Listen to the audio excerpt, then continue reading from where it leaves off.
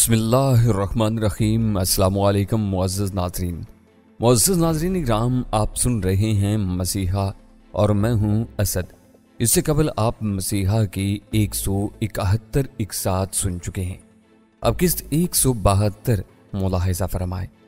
इसके साथ ही आपसे इल्तमास है कि वीडियो को लाइक किया करें, शेयर किया करें और कमेंट्स बॉक्स में अपनी आरा से खबरें मुतल्ला किया करें। आइए दास्तां का आगाज करते हैं। उसके हल्क से कराह अमेज चीख खारिज हुई और वो एक बार फिर कुर्सी पर लुढ़क गया। थोड़ी देर बाद दरवाजे पर दस्तक हुई। इम्कान अगरचे रूमी ही की वापसी का था, लेकिन फिर भी एहतियात के पेशे नजर मैंने दरवाजे के करीब जाकर आहिस्ता से पूछ लिया। वो रूमी ही थी। मैंने फौरन दरवाजा खोल दिया।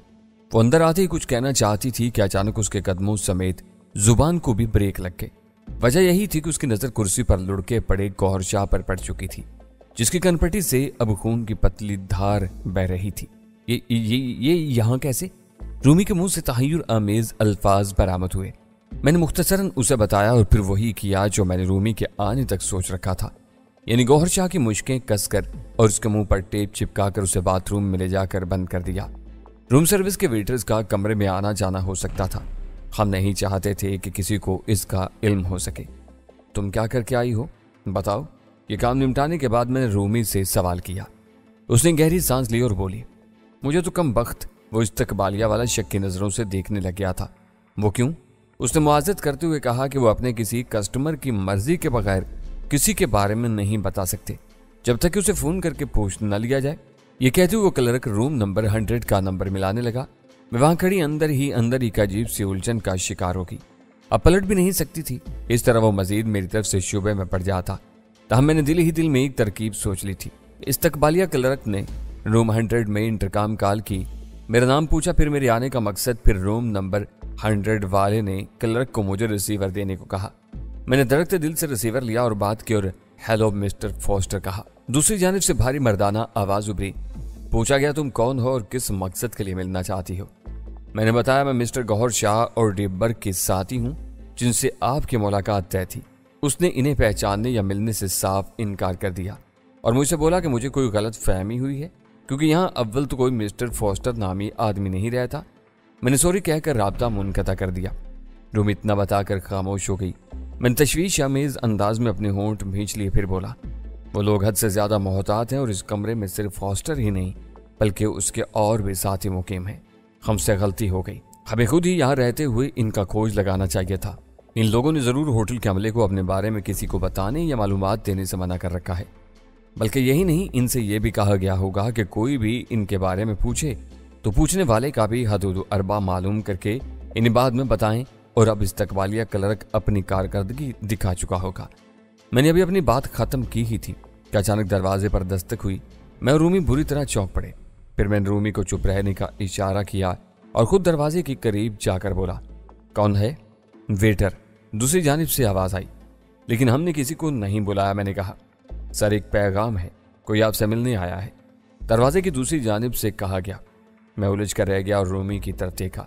रूमी ने अपने सर को धीरे से असबात में जुम्बिश दी। मैंने धड़कते दिल से दरवाजा खोल दिया। अगले ही लम्हे जैसे मेरे सर पर धमाका हुआ। सामने ही दो अफराद हाथ में पिस्तौल लिए खड़े थे। इनकी लंबी नालें देख कर पता चलता था कि इन पर साइलेंसर भी चढ़े हुए हैं। दोनों हाथ बुलंद कर लो और कोई गलत हरकत मत करना, एक ने गंभीर आवाज में कहा और साथ ही उन दोनों ने मुझे उल्टे कदमों वापस कमरे में लौटने पर मजबूर कर दिया। रूमी को भी उन्होंने हैंड्स अप करवा दिया था। अंदर आते ही एक ने तेजी से दरवाजा बंद कर दिया था। मैंने गौर से उनका जायजा लिया। वो दोनों ही मकामी नहीं लगते थे। इनमें एक अधेड़ उम्र था और दूसरा दरमियानी उम्र का। दोनों ही चौकन्ना और जंगजू नजर आते थे। अधेड़ उम्र के सर पर अधूरे से बाल थे, जबकि उसका साथी जो उससे कम उम्र था घुंघराले बाल रखता था। अधेड़ उम्र की सेहत काबिल रश्क नजर आती थी। दूसरा शरीरे बदन का आदमी था। कौन हो तुम लोग? क्या मतलब है इस बात का? मैंने बिलाखिर अपने हल्क से आवाज निकालने की जसारत कर ही डाली, लेकिन इन दोनों ने मेरी बात पर कोई तवज्जो नहीं दी और वो रूमी को गहरी नजरों से घूरने लगे। साथ ही गर्दिशी और तेज नजरों से कमरे का भी जायजा लेना शुरू कर दिया। ये मेरी गर्लफ्रेंड है, अगर इससे कोई गलती हो गई है तो मैं माफी। Shut up.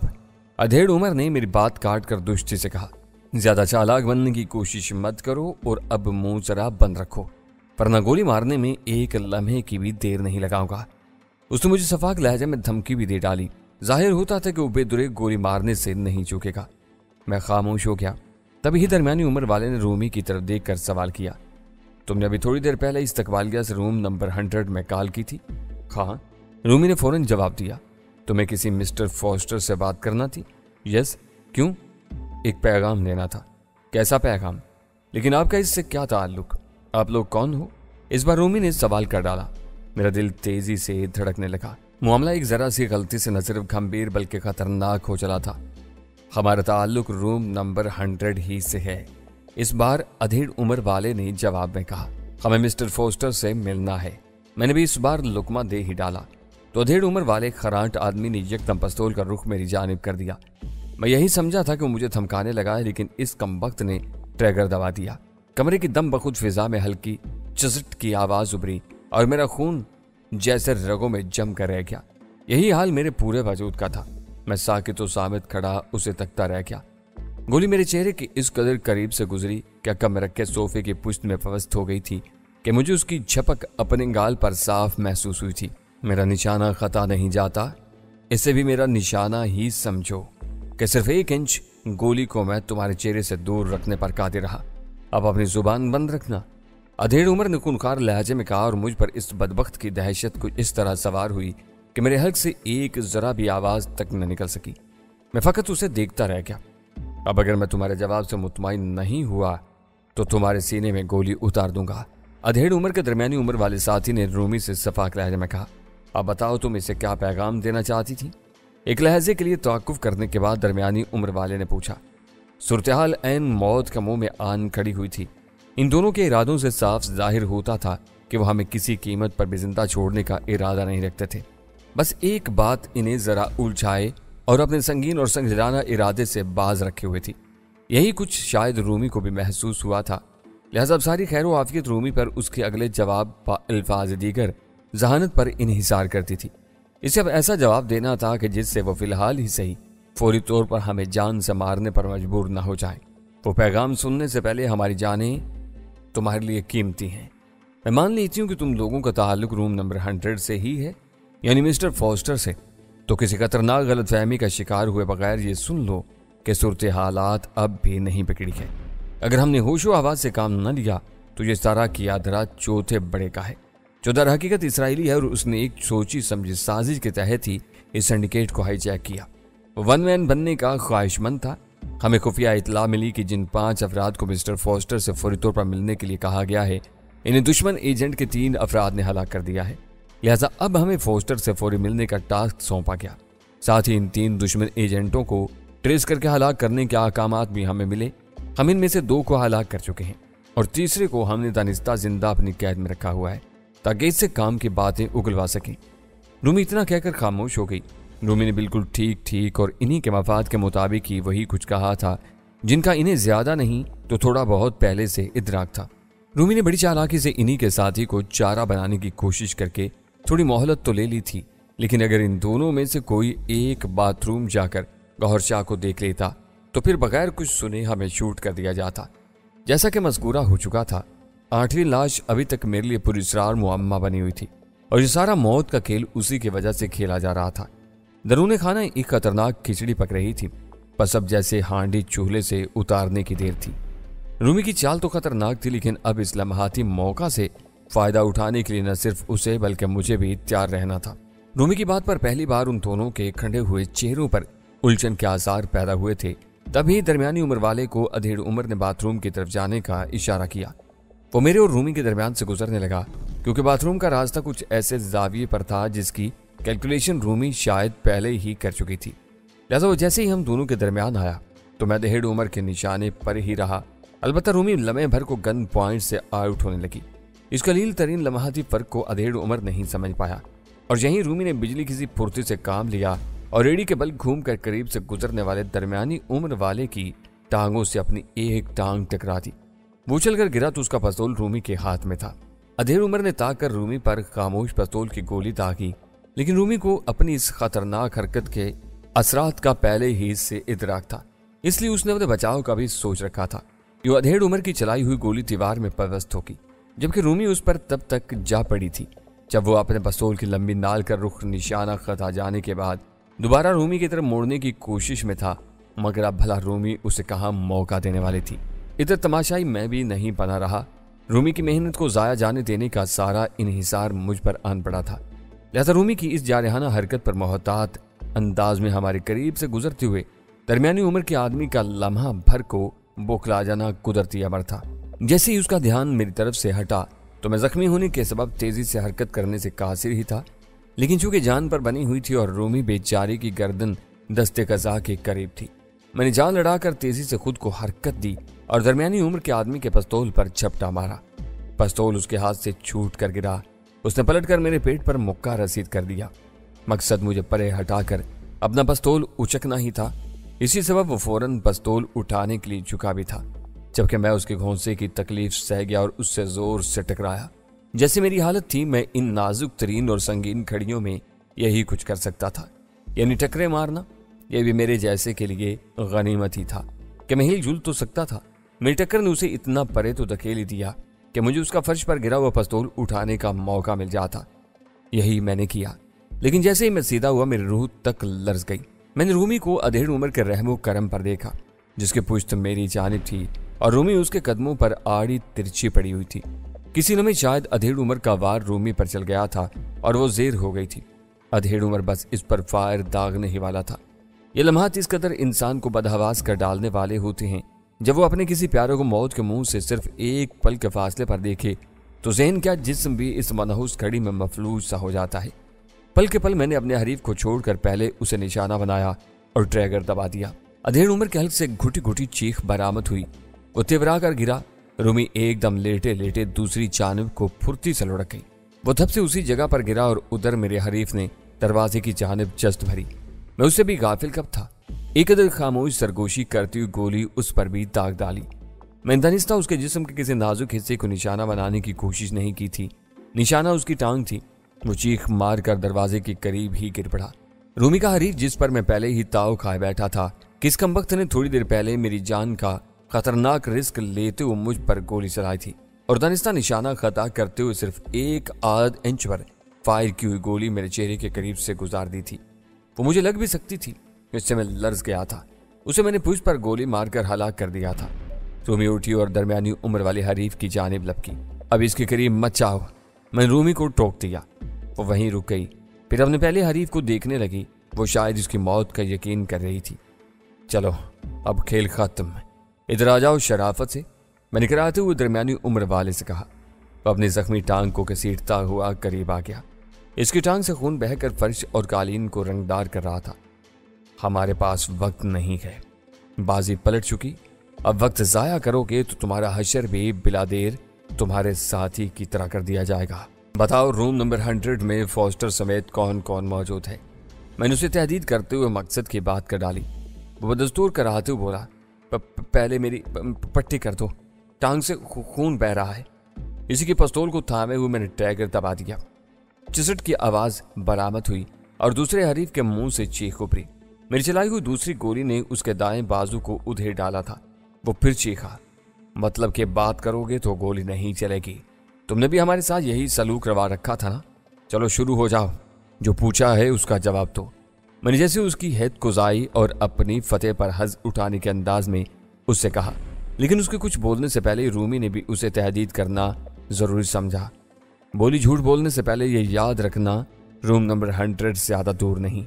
हम तुम्हारी बात की तस्दीक भी करेंगे। वहां फोस्टर मौजूद है। अभी हम वहां मौजूद थे, बाकी 3 बाहर कहीं गए हुए हैं। बिलाखिर उसने लड़खड़ाते लहजे में बताया। ठीक है, अभी देख लेते हैं, मैंने कहा और फिर रूमी से बोला, तुम इधर ही रुको, ख्याल रहे कोई वेटर अंदर आने की कोशिश ना करे। इसे बाहर ही से चलता कर देना, बाद में यहाँ के मामलात देख लेंगे। मैं जरा रूम नंबर 100 तक जाके इसके बात की तस्दीक करता हूँ। अगर इसकी मालूमात जरा सी भी गलत निकली तो वापस आते ही इससे एक लफ्ज भी बात किए बगैर इसके सर पर गोली मार दूंगा। मैंने तनिस्ता ये नफ्सियाती हरबा इस्तेमाल किया था। मेरी भी दहशत इस पर बैठी हुई थी। जब मैं दरवाजे की जानिब जाने लगा तो वो एकदम कराते हुए बोल पड़ा, रुको, मैं अब सच बताता हूँ। उसकी बात सुनकर मेरे होंठों पर जहर खंड से मुस्कुराहट तैर गई। तो तुम मेरी जान बख्शी की जमानत दोगे? मैं तुम्हें सब सच बता दूंगा। बताया ना, हमें तुमसे कोई मतलब नहीं है, हमें सिर्फ फोस्टर चाहिए और बस, मैंने कहा। लेकिन ध्यान रहे कि हमसे ब्लफ का एक जरा सा ख्याल भी अपने दिलो दिमाग में मत लाना, हमें बहुत सी हकीकतों से वाकिफ हैं। एक जरा तवक्कुफ के बाद मैंने उससे अगला सवाल किया, फॉस्टर कौन है, उसकी हकीकत क्या है? मुझे मालूम था कि वो इस सिलसिले में झूठ बोलने की कोशिश करेगा। बोला, मुझे उसके बारे में मालूम नहीं। मुझे अंदाजा तो था कि मैं फॉस्टर की हकीकत एक हद तक बेनकाब कर चुका हूँ, अलबत्ता उसकी तस्दीक बाकी थी कि हमारा वक्त खोटा कर सकता था, और इस वक्त हम कुछ ऐसी सूरत हालात से भी दो चार थे कि इस कशाकशी के बाद अब हमारा यहाँ होटल में ज्यादा देर मुकीम रहना भी ठीक नहीं था। लिहाजा वक्त बचाने के लिए मैंने उसे आगे बोलने दिया। वो अब मेरे पहले किए गए सवालों के जवाबात में बताने लगा। फॉस्टर 2 घंटे पहले इधर ही था, लेकिन फिर उससे ट्रांसमीटर पर हमारे एक साथी की कॉल मौसूल हुई। इस साथी का नाम डीबर्ग या जमनाट था, या फिर कोई यूरोपियन औरत। एक ख्याल के तहत मैंने पूछा तो उसका चेहरा फक हो गया, वहां दहशत के आसार तारी हो गए। वो हकलाते हुए बोला, तो तुम लोग वही हो? इसका मतलब था कि रॉबर्ट और मेरा शक दुरुस्त था। वो बोला, रॉबर्ट शायद उसका अधेड़ उम्र साथी था। हाँ, हम वही हैं, और हम ये भी जानते हैं कि फोस्टर ही वो 8वीं लाश है जो बेंस की पुलिस के हत्थे नहीं चढ़ सकी। आगे बोलो, मैंने कहा। मेरा ख्याल दुरुस्त साबित हुआ था। गौहर शाह और डीबर्ग वगैरह से खूनरेज मार्का आराई के दौरान ही इन्हें भी इस मुतवक्का खतरे से आगाह कर दिया था, यूं जैसे फोस्टर का पोल खुल गया हो, और रही सी कसर मैंने 8वीं लाश की सूरत में पूरी कर दी थी। अब तो जैसी उसकी हालत यूं होने लगी जैसे काटो तो बदन में लहू नहीं। ताहम अभी भी किसी हद तक उसकी पूरी इसरार शख्सियत अंधेरे में थी। तो तुम लोग बहुत खतरनाक हो। वो फिर बोला, छोड़ दो सारी बातें, मैंने बेपरवाह अंदाज में कहा। अगर सिंडिकेट को धोखे से हाईजैक कर लिया गया है तो हम भी उसका मुंह तोड़ जवाब देना जानते हैं। मैंने फिर पलटा खाया। इस पर हरीफ का उतरा हुआ चेहरा एकदम रोशन नजर आने लगा। बोला, तो क्या तुम लोग भी, मेरा मतलब है? मैंने कहा ना, हमारी तुमसे कोई दुश्मनी नहीं। मैंने फिर उसकी बात काटी। वक्त जाया मत करो और खुद को हमारे हाथों पे मौत मरने से बचा दो। हमें फोस्टर का पता बताओ। तुम बता रहे थे कि वो 2 घंटे पहले यहाँ मौजूद था, तो अब कहाँ है? डीबर्ग की खुफिया ट्रांसमीटर कॉल मिलते ही कि दुश्मन हम पर हमला आवर हुए हैं, लेकिन हमारी कोशिश है कि हम में से अगर कोई इस हमले से जिंदा बचा तो तुम तक पहुंचने की कोशिश जरूर करेगा। मिशन को अधूरा नहीं छोड़ा जाएगा। उसने हमें भी तुम लोगों से मोहतात रहने की ताकीद की थी। इसके बाद फोस्टर को 2 साथियों की मदद से यहाँ से फौरी खोज करना पड़ा। वो इस वक्त स्नो टाउन के एक शिकारी कॉटेज में अपने 2 साथियों के साथ मौजूद है। लेकिन रूम नंबर 100 में फिर कौन है? इस बार रूमी ने इससे सवाल किया। हम 2 ही थे, मैं और रॉबर्ट, तुम लोगों की मुतवक्का आमद से निमटने के लिए। फिर रॉबर्ट को इस्तकबालिया क्लर्क ने खबरदार कर दिया, जिसे इस बात की रिश्वत दी गई थी कि कोई यहाँ आकर फॉस्टर के बारे में दरियाफ्त करने की कोशिश करे तो फौरन उसे मुतल्ला कर दिया जाए। उसने जवाब में बताया और ताज्जुब अमीर नजरों से करीब पड़ी अपने साथी की लाश को देखा। मेरे हल्क से एक तवील और पुरसोच हुमकारी बरामद हुई थी। फिर से तेज नजरों से घूरते हुए दोबारा मुस्तफसर हुआ। क्या अब भी तुम फॉस्टर की असलियत हमसे छुपाओगे? वही 8वीं लाश है, यानी एक बड़ा जो खुशकिस्मती से बच गया था। उसने अपने साथी बड़े की साजिश फाँप तो ली थी, मगर अफसोस उसे देर हो चुकी थी। वहां मौजूद सबको गोलियों से बेदर्दी से उड़ा दिया गया। उसे भी गोलियां लगी थी।